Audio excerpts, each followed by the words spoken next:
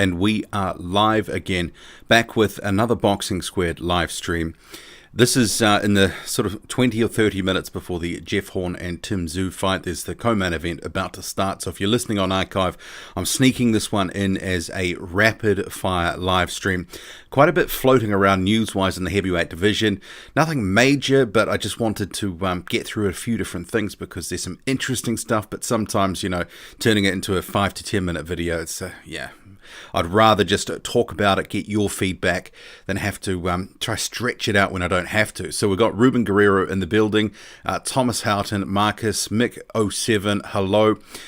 Who do I fancy to win? Well, the experience is Jeff Horn, but I kind of think he might be on the decline now, but the stream's not about that. I've just want to sneak in here, so I'm sort of going for Tim Tszyu in that fight, but a few different things on my list that I want to get to. Rapid fire sort of stream.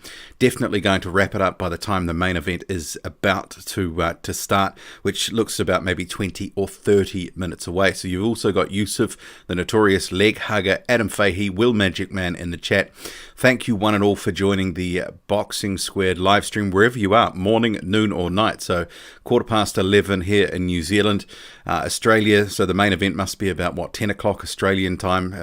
There are a couple of, actually, I think is it further up in Australia? So yeah, I'm not sure of the time difference, but 21 in the building. So thank you wherever you are, morning, noon or night, for joining the Boxing Squared live stream. So a bit of a rapid fire live stream tonight because I want to catch that main event.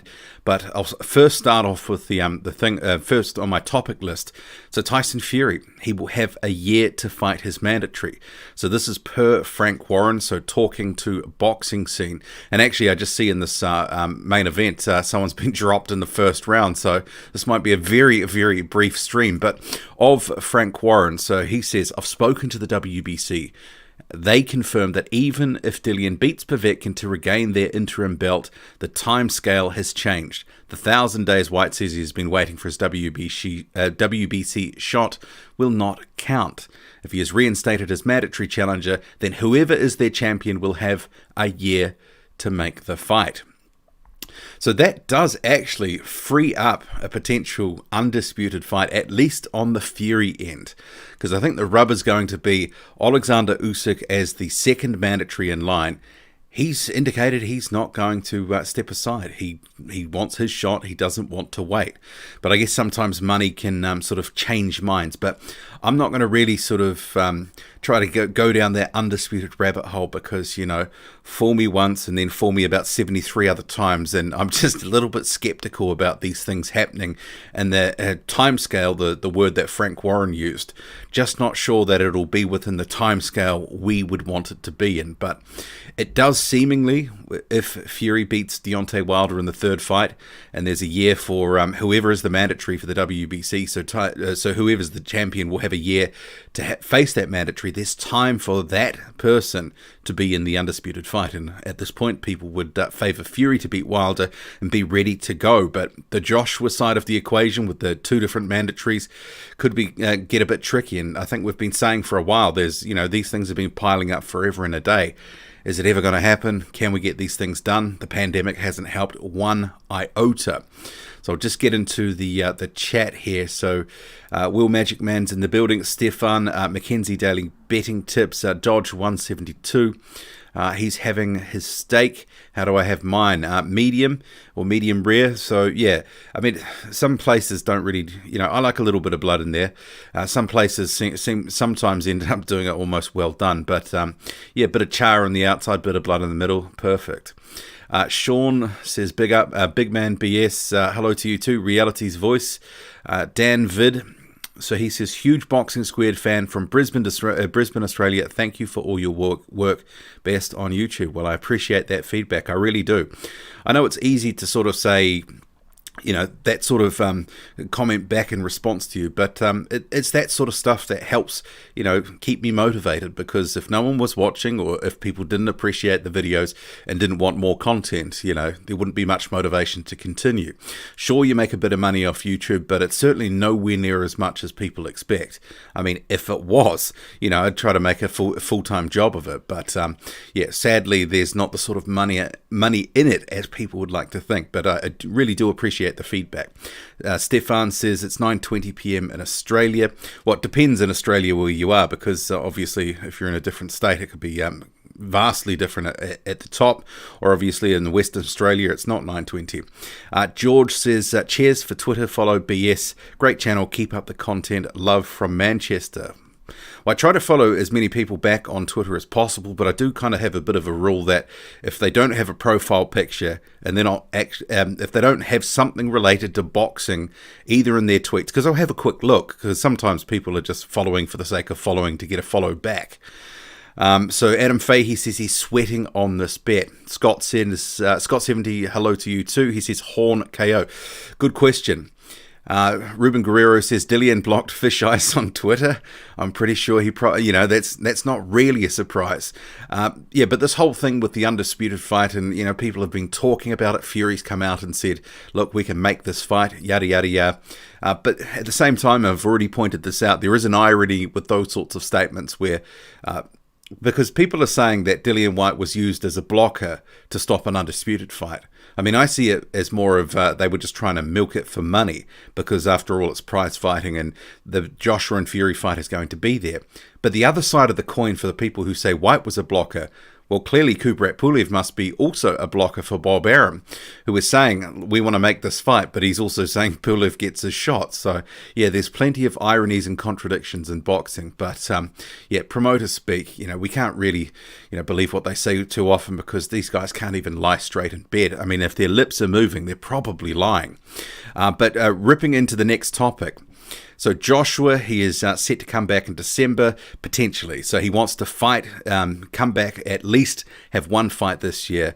And Eddie Hearn has spoken to, I think it was Boxing Social, saying that they'd be willing to sort of leave about £5 million on the table in revenue that they'd be losing from the gate and just in general. So I think some of the loss from the gate would be made up in potentially in pay-per-views, buys of that sort of stuff, but it is one of those fights, say for example, Alexander Povetkin compared to Joseph Parker and Vladimir Klitschko, where though much bigger build-ups, there was different stuff that was said, there was certain things that happened in the build-up. Kubrat Pulev, I think, like Alexander Povetkin to some extent, Pulev will do a little bit of chat, but I think he's going to be somewhat all business. He might try to get in Joshua's mind with a few mind games, but I don't think it's going to be that sort of build-up where there's lots of back and forth every single day. And with that Povetkin fight, lower pay-per-views than those other two that I just mentioned before, Parker and also Vladimir Klitschko. So it might be sort of similar levels. I don't know. I mean, we'll have to see.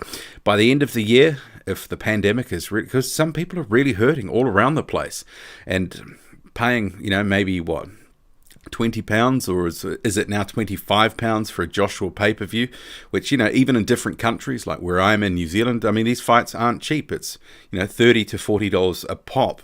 And if people are sort of struggling and, they've been on their bones of their bum for, for several months because of the pandemic, some of these pay-per-view figures are going to be quite interesting. And I know it's not the motivation why we follow boxing is to, talk about these sorts of peripheral issues, but it does add into the melting pot. But hopefully we do get to see him back, because he needs to obviously then have a fight with Alexander Usyk, or if he can get a step aside, there could and I'm just going to say could potentially, and I don't want to sort of say it too loudly because it'll disappear like a fart in the wind, potentially an undisputed fight at some point.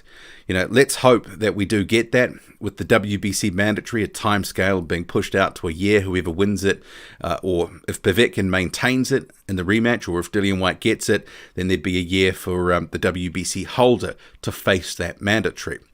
And actually, Tony Bellew coming out saying that Dillian Whyte's career is on the line in the rematch.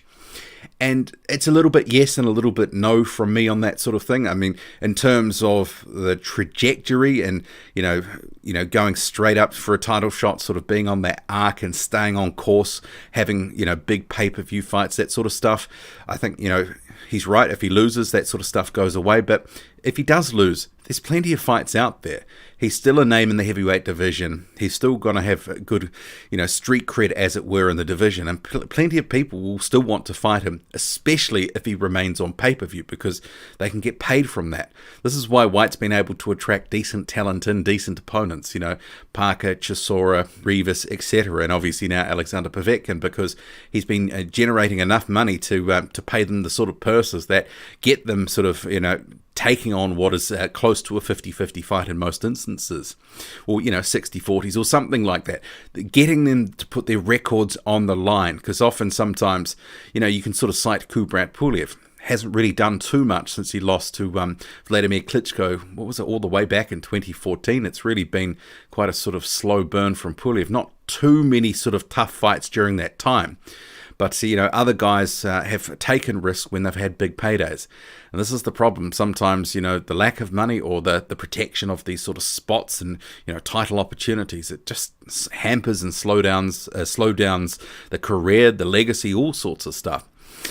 Dubois, Pfeiffer, I was going to say this weekend, but that's obviously a typo that I've done because it's Ricardo Schneider's. And the question I wanted to ask you, what does he have to do here? Because to me, this fight is basically a waste of space. I don't see this as much chop at all. But, I guess there is some value to be had for the activity. How much he'll get, it's hard to say. But actually, I better just check on that card because what happened in that fight, that co-main event, is that all over? Because obviously I'm going to have to bail. Okay, Adam Fay here says we must be about 10 minutes away from the main event, Boxing Squared. Okay, so I'm really going to whip through the different topic list and all that sort of thing. So we've got 72 in the building.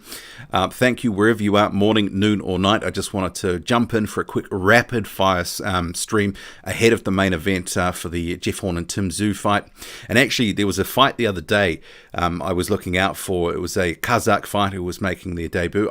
It was sort of touted it was going to be at heavyweight, but ultimately it ended up being at cruiserweight, Kamshabek and Kunkabayev. So, I think maybe eventually he'll make his way to heavyweight, but sounds like the plan is a couple of fights. He's the captain of the Kazakh boxing team, and he's going to make his way to Tokyo and then obviously turn pro again. So perhaps after that he'll make his way to heavyweight. But I sort of thought, I don't know. He's I think cruiserweight may end up being his the sort of optimal weight for him in terms of his dimensions. But then again, you can think of guys like Alen Babic. He probably should be at cruiserweight. He was only 206 pounds the other day. And actually, a little bit of news there that was on my list, and I'll cover off. Alen Babic back in September. He's going to be on an undercard that features Joshua Buatsi. So Ron says, Dubois needs another highlight KO for YouTube. It has done his publicity quite well so far. But has it? Has it really? I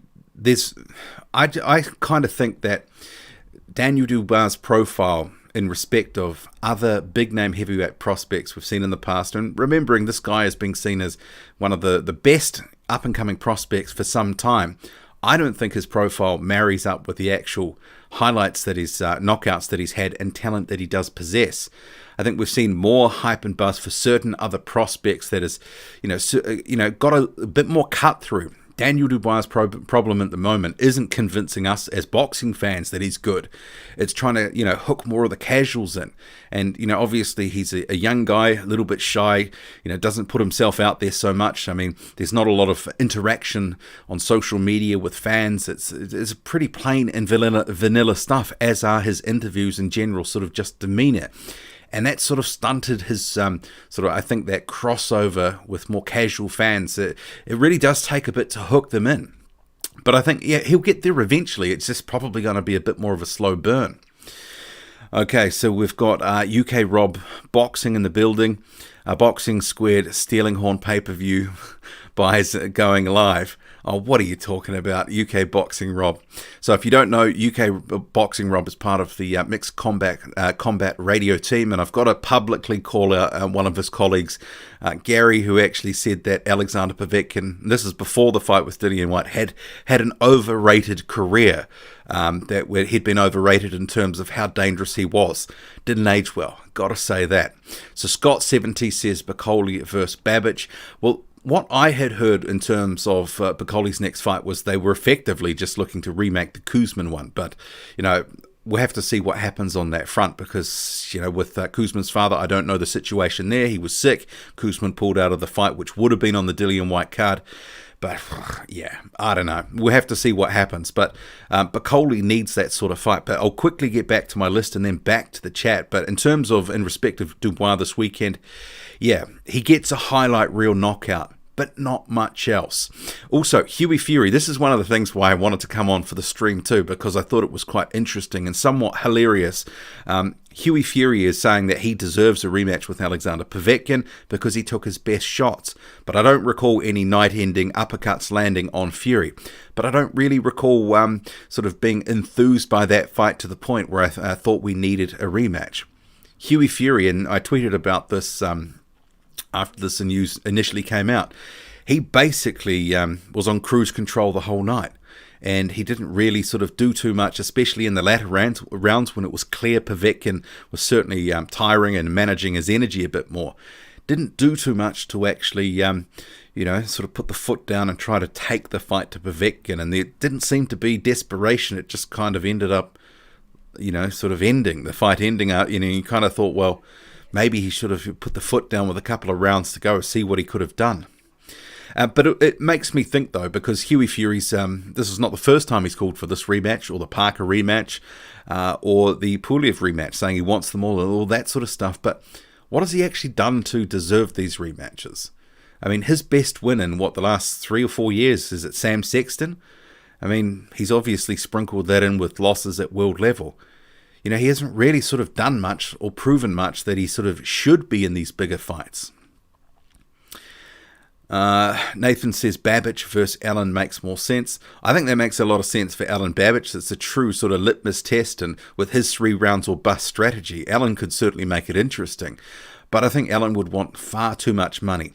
Dillian Whyte, if it's on, because say for example, if that ends up being put on the rematch card whenever that happens, and potentially they're talking November or December, which does actually, because they're going to go, actually it's the end of August, that's going to roll around super quick, and certainly you do ask November, is there some safety concerns there?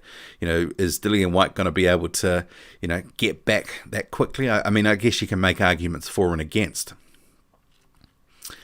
Governor Riff Raff says, Fury strikes me as a guy who has learnt how to box his whole life because everyone in his family did, but it ain't his passion. Well, there is a bit of that.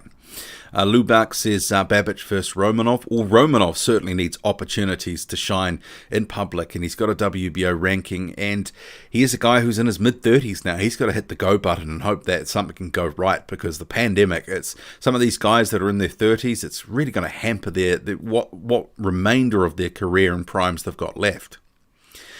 Ruben says, how many closed-door fights and losses does Hughie need to have to learn to pick it up or pack it up? Yeah, I mean, Hughie Fury, someone actually responded to me on Twitter regarding Fury, and, Peter Fury's been talking about the changes and stuff that they've been making, but to me, some of it sounds like Groundhog Day. We've been hearing how he's been working on his right hand and how he's been working on being more aggressive, but, it's not a fan-friendly style, as everyone keeps saying, and ultimately the heavyweight division does, we saw at the weekend, some of the results and the endings of fights, you can forget the rest of it, but you can have the most boring style in the world, or be, I guess Deontay Wilder has been a good example. He's sort of made up for some of his technical deficiencies by closing the show in style and, many of his fights, and you forget about that and you think about the KO and the power and all that sort of stuff. But, Hughie Fury, it's sometimes it can be a really hard watch. I mean, I don't want to see a rematch with Povetkin, and you have to ask the question, does he actually, deserve it? Nathan says, Babic won't fight Wardley, both managed by Whyte. Yeah, I can't see that happening. Colin says, I think he needs to improve on his boxing technique a little. Signs he improved after the Lebedev war, but still see issues with how he presses and his jab more suited to heavyweight. Okay, not sure which fighter you're referring to there. Was that Gassiev? And Gassiev, actually, he looks like he's really settled into the weight. Have you seen some of his recent Instagram posts? He's certainly getting pretty thick, especially around the sort of neck. So we've got a few minutes, I think, until this main event, so I'll be bailing very soon. I'll just get back to my list here. So, oh yeah, Sam Jones has announced he's signed a new heavyweight, Johnny Fisher, the Romford Bull. Also, did you catch the Joe Joyce and Tom Little sparring clip that was doing the rounds on social media? Tom Little sort of piecing Joyce up, and did ask Sam Jones about this. I said, context is key with this sort of stuff. What's the story? And he did sort of say, well, Tom Little can box, but he can do it for about 20 seconds. And he said this was an example of it. And I do tend to agree with that, but I think the one takeout of that footage, which clearly has been around the place, was Little looked alarmingly good, and we know his level. So it makes me think about, someone who can box more consistently, even for longer than 20 seconds, and has better technique and skill and power. That could be a concern for Joe Joyce. I think we've covered everything on the list. We've really whipped through it.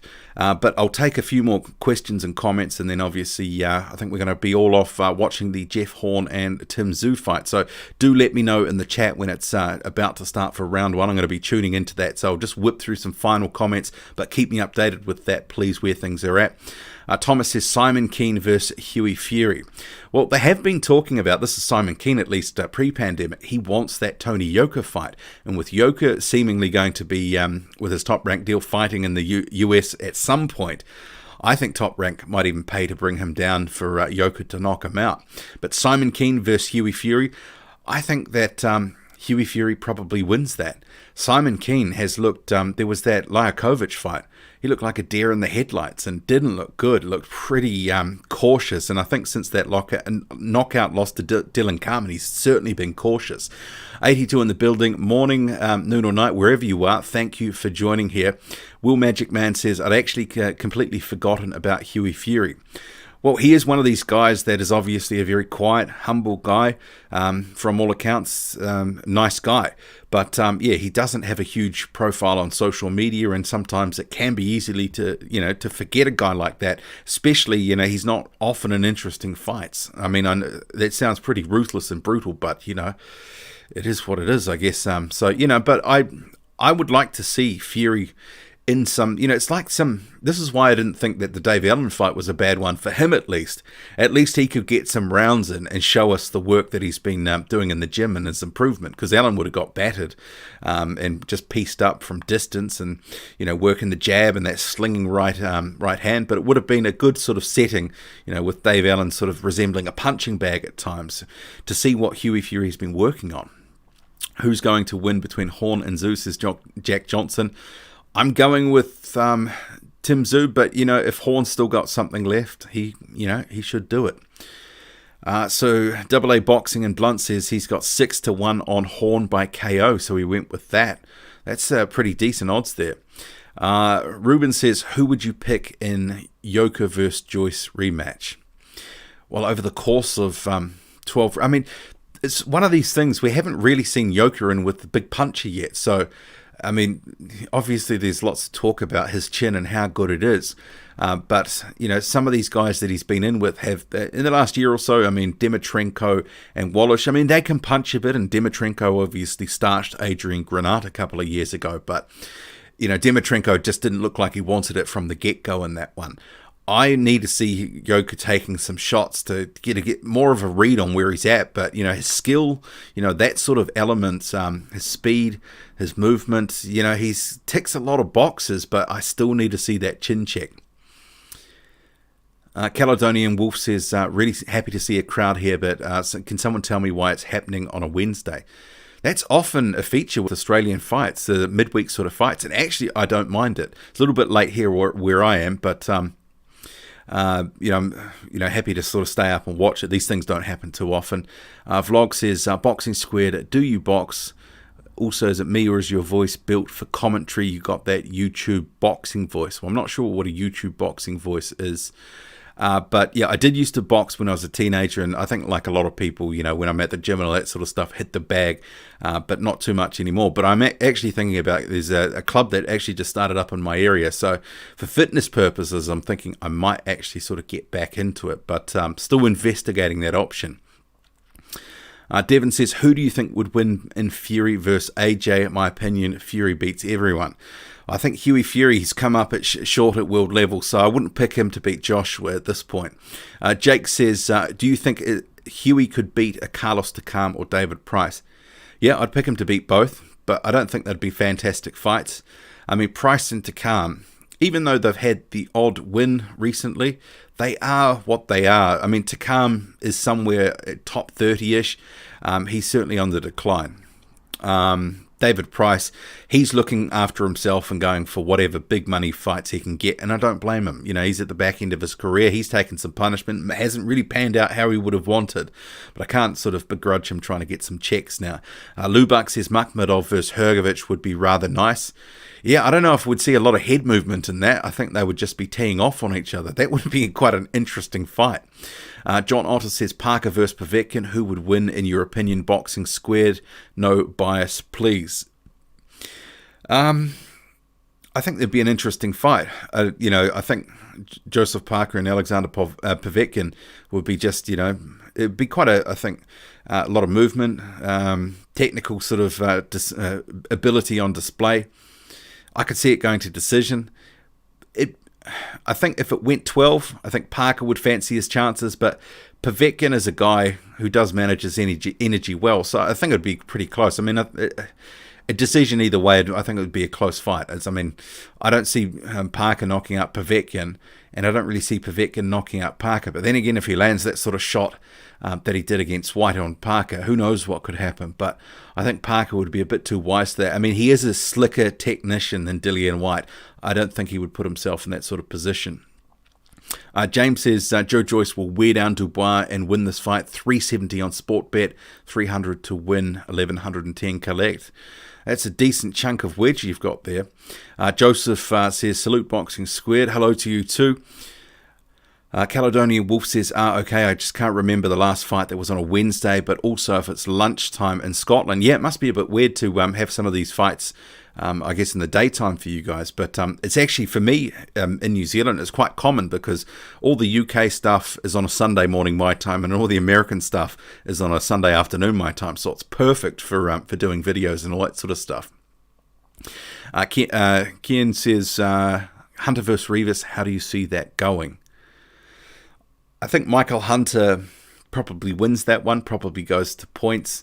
I think Oscar Rivas would, you know, similar to sort of the Dillian Whyte fight, he'd just fight in bursts, but he's not a guy that fights, throws enough volume, I think, to win a lot of, I don't think he'll win a lot of sort of points decisions against guys who are sort of at the upper end of the division. Dillian Whyte, you know, relatively speaking, even though he got dropped in that 9th round, controlled him for the most part, you know, using him as jab, using movement, that sort of stuff, and that's not Whyte's strength. Lubak says Boxing Squared has the perfect voice for commentary and Showtime has a vacancy. Well, I don't think I'd be able to fill Malinagi's boots, but yeah, commentary, that sort of stuff, it's never really sort of got me. I mean, I like sort of doing this sort of stuff with the live streams. I like putting the videos together, and it's the editing. It's the whole process is quite cathartic, and you know, it keeps my mind and brain active, and you know, keeps certain skills sharp. PHEB says, do you think Sue and Ryan Garcia would be great fight if they were in the same weight class? Well, there's about 20 pounds between them, so probably not going to happen. But can you let me know what's actually happening at the moment? I'll just try to bring it back up. I've been concentrating on the chat here, but yeah, we're going to wrap this up pretty soon. Just wanted to do a rapid fire. Looks like they're almost ready to go here. So Glenn Rushton, I'm just looking at him now. He always reminds me of a guy like the way he looks now. It's kind of like he should be in the 1980s. The way he sort of acts and talks and the stuff he does and the, you know, things he wears. I totally think that he's just a man out of time, and you know that he's kind of like this 1980s personified sort of look about him. Ron says, how does time work? Are you the future? Can you tell me tonight's lottery numbers? Well, you know, time differences, all that sort of stuff. So, I mean, what's the time now? It must be in the US, very early morning. So we're 11:45 my time. It's Wednesday, so I'm about to go into to Thursday. So, yeah, certainly in the future here, but unfortunately I do not know the lottery numbers. Otherwise, I would be off on my bike going down to get a ticket. But speaking of Carlos Takam, so they're apparently going to make Oscar Rivas first Takam, so I hope we do actually see that. PHEB says, whereabouts in New Zealand are you? He says he's in Sydney, but raised in Rotorua. So I am in the Wellington area, so I'm originally from Palmerston North, but I lived in Rotorua for a time, so actually worked there for about 12 months or so. James says, Boxing Squared has got the best voice by far. Boxing needs the class he brings. Well, I appreciate the comments, and you guys are laying it on thick tonight, but yeah, appreciate that. Danny says, why isn't Povetkin mandatory for the WBC if he beats Whyte again, and why is there always a rematch clause? In my opinion, Povetkin should be next for the WBC now. Well, he is the mandatory from what I can sort of understand, but the time frames have changed. So under the old sort of order, Whyte was going to, he was the mandatory and has been for what? Since some time after the Rivas fight, was it? I'm just trying to remember. But he was pushed back effectively to be the second mandatory. Yeah, no, it was the Rivas fight which he got the mandatory, and then the WBC said, actually, we're going to make the Tyson Fury the mandatory for February 2020, Dillian Whyte, you're the mandatory for February 2021. They'd always wanted to make Dillian Whyte the second mandatory. Remember when they tried to order the Ortiz and Whyte fight, and they said it was for the second mandatory, whatever that means. Caledonian Wolf says, I really like Whyte, but there's always something about him when he fights. He looks like he's got no balance on his legs a lot of the time. Yeah, certainly he can look a little bit ragged and all over the place, but extremely effective. So Sedmaster says, just heard Eddie Hearn answered to Queensberry by proposing Dubois versus Hrgovic. What's your thoughts on that matchup at this stage of their careers? Well, that'd be a fantastic fight. And, the sort of sparring stories that sort of came out was Hrgovic was giving certainly as good as he was getting from Daniel Dubois. So he sparred with Dubois a few times, actually, going back a few years. So, I mean, if that fight happened, yeah, definitely I sort of see that as a 50-50. But I hope that Hrgovic, he fights more like he did, when he was an amateur and sort of earlier in his pro career, because under the stewardship of Pedro Diaz, he sort of seems to be a little bit stiffer and, really trying to, he's fallen in love with his power, trying to bang guys out. And actually, I mean, I guess we don't know how good Dubois' chin is, but I think he would have to rely more on his skill set, which we know he does have, to win that fight. I think if he's hittable, because remember, there was a moment in the Eric Molina fight, what was it, the second round, where Hrgovic was open and Molina landed about 2 or 3 unanswered shots, and Hrgovic was just, buzzed momentarily, or, maybe not buzzed, but just, sort of just standing there taking it and not doing anything. And it was like, what's this all about? And he was just far too open. I do worry about his, the sort of this offense first, but it's some of the stuff that he was really good at as an amateur, it just sort of seemed like they're sort of stripping it out of him. Ivan says, Hrgovic versus Dubois, if Hrgovic wins next fight, and Dubois also, that fight is perfect. Yeah, I mean, if they're going to make a fight and they want to make a good fight between, I mean, because Hrgovic cannot get guys like, just like Dubois to get in the ring with him. He, I don't mind that as a sort of, because you could make a case that, this is kind of like that James DeGale, George Grove sort of fight, at that sort of point in their careers for Dubois and Hrgovic. Both can actually come again and still have very good careers, and probably both still become champions down the line, even if one loses. So Governor Riffraff says, Wellington represent. Ruben says, do you think it was disingenuous to promote the Whyte Povetkin fight as winner being the guaranteed shot of winner of Fury Wilder, but that only turned out to be the case if Whyte won? Well, I think they were just sort of promoting the narrative just based on, Dillian Whyte winning, because obviously, I mean, they don't really have too much, Eddie Hearn and all that don't have too much skin in the game for Alexander Povetkin. I mean, they were hoping that he was going to put in a credible effort, but lose, and then they can keep building up what they were looking to do with them. Because it would have been quite interesting, I guess, if that fight had happened. Say Tyson Fury beat Deontay Wilder, and Dillian Whyte in this fight for the WBC title. There would have been a bidding war to get that So it probably would have got pretty messy, I imagine, in terms of BT and Sky, because they both would have wanted it. But I guess maybe that wouldn't have been an issue if it ended up being in the United States. But that one naturally would have felt like one to be in the UK, surely. So Tin says, Horn versus Tim, who you got? Well, I'm going for Zoo, but, I just see that they're coming out now. So we'll certainly wrap it up as they start, just about to start. But another couple of minutes and we'll wrap it up here. We've already been going actually 35 minutes. I thought it might get 20 to 30 minutes, so we're doing well. So if you do like the stream, so please smash the like button. That would be much appreciated, either on the way in or the way out. 86 in the building, wherever you are, morning, noon and night. That would wherever you are. Hope you're doing well, and obviously we've got this fight happening, and for some people it's going to be very early morning, or it's going to be lunchtime if you're in the United Kingdom, and in Australia and New Zealand, this area of the world where I am, it's obviously sort of coming up towards midnight my time, but looking forward to sort of seeing this. I mean, how much has Jeff Horn got left, I should say, and Tim Tszyu, we've seen him tested to a point, but not, nothing like Jeff Horn. Creepy says, will Kovnatski be back anytime soon? Will he learn to stop punches with something other than his face? Good question. There's actually that whole sort of back end of the Fox schedule, which is still a bit ropey, and I've got some dates, but all the PBC heavyweights, effectively, apart from Wilder, you think the likes of Brazil, Charles Martin, Luis Ortiz, and he's rumoured to be fighting in November. But there's all these guys, Kovnatski included, about half a dozen heavyweights, Andy Ruiz Jr., Chris Arreola, that aren't on cards yet. We know some of them are going to be fighting each other, or at least on certain cards, but I'm wondering why the delay for some of this, and maybe some of these cards haven't been coming together as faster as well as they wanted to, because part of the Fox schedule, the first part, doesn't look that great, but once they announce some of these cards with the heavyweights, I think they're going to have a stronger end towards Christmas, whereas the Showtime schedule for the PBC is looking really strong.